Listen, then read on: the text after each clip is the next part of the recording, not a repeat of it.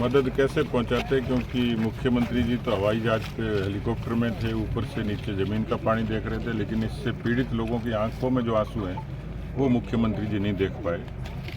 ये बड़ी आपदा है, प्राकृतिक आपदा भी है, लेकिन उसमें सरकार की भी भूमिका है। और इस तरीके की जब कोई आपदा आती है तो आजकल तो मौसम का पूर्वानुमान भी होता है और डिजास्टर से संबंधित जो एहतियात करने होते हैं वो की जा सकती है, सरकार की नैतिक जिम्मेवारी है। लेकिन मुझे लगता है कि खाली हवाई सर्वेक्षण करके, जैसा मुख्यमंत्री जी ने ट्वीट में कहा कि मकान डूबे उम्मीदें नहीं डूबी, लेकिन मुझे लग रहा है कि मकान भी डूब गए, बस्तियां भी डूब गई और उम्मीदें भी डूब गई।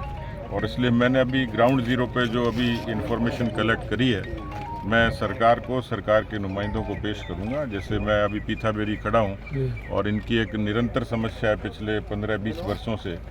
आपका जो सुझाव है कि किस तरीके से पानी को चैनल किया जा सकता है, बोरिंग के जरिए किया जा सकता है, पाइप के जरिए ड्रेन किया जा सकता है, जो भी उपाय हों। लेकिन स्कूल मुझे बताया कि कई बरसों तक बंद रहता है, बच्चों के पढ़ने की कोई व्यवस्था नहीं होती, गांव के लोगों की आवाजाही बंद हो गई। तो कम से कम ये जो व्यवहारिक समस्या है, इसके बारे में मुझे लगता है सरकार को प्राथमिकता सोचना चाहिए, क्योंकि जो आपदा प्रबंधन है वो सरकार की प्राथमिकता मुझे लगती नहीं है और सरकार को करना चाहिए। अशोक गहलोत जी शब्दों के भी जादूगर हैं, राजस्थान की जनता को भावड़ा, मूर्ख और बेवकूफ़ बनाने की कोशिश करते हैं, पर जनता बनेगी नहीं। उनसे मैं पूछूं कि अभी मुख्यमंत्री सहायता कोष में क्या सहायता दी, रसद की दी, भोजन की दी, सुविधा और साधन की दी, SDRF से उन्होंने क्या किया, मैं जिस जगह खड़ा हूँ उनका नुमाइंदा कोई कभी आया क्या।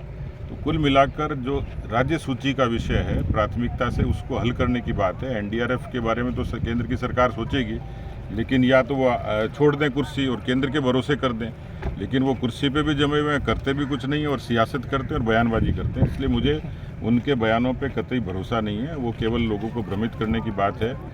ऐसे आपदा के समय में सियासत की बजाय व्यवहारिक रूप से और सकारात्मक रूप से काम करने की आवश्यकता है। मुझे ये बताएं, अशोक गहलोत जी करौली में किसने करवाया, जोधपुर में किसने कराया, भीलवाड़ा में किसने कराया, कन्हैया लाल की उदयपुर में गर्दन किसने काटी, कौन लोग थे।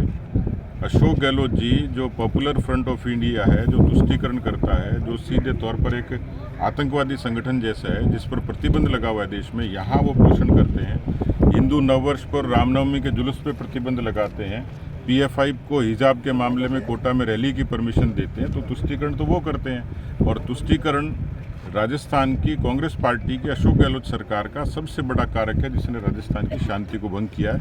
इसलिए हमारे ऊपर आरोप तो बेबुनियाद हैं, लेकिन वो ज़रूर आरोपित हैं।